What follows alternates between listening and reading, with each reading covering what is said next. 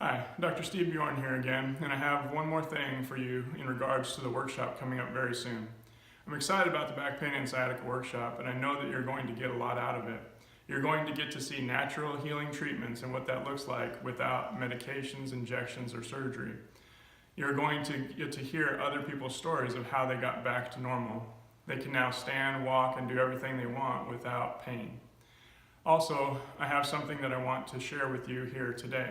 It's the most common thing that we see with regards to the cause of back pain.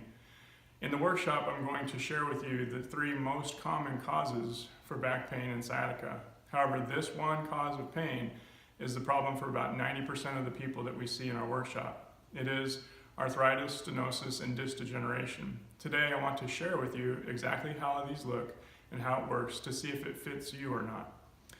We know that if you're 50 years of age or older, and you have pain with standing and walking that goes away when you sit down, there's 99% chance that this is the cause of your problem. This is a vertebrae, is the bone in your back. The most common level for arthritis is L4 and L5.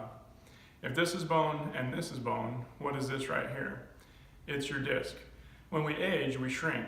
If you're 50, you're probably shorter than you were when you were 25. There are 2 reasons that we shrink. One is a breakdown in posture. The second one is the space between these vertebrae, these bones in your back where your disc is, that shrinks down. We lose fluid in here and we lose our height, so we shrink. This causes arthritis, stenosis, and disc degeneration. When the space shrinks down, it shrinks the hole and pinches your spinal cord, which is a bundle of nerves. Typically, when you see somebody suffering with this, here's what they look like. If you ever saw them at Target or Costco walking through the store, they grab the grocery cart and lean forward. The reason that they are doing that, leaning forward, is that it opens up the space. They have pain when they stand or walk because when they lean back or stand up straight, that space closes down and pinches on the nerve.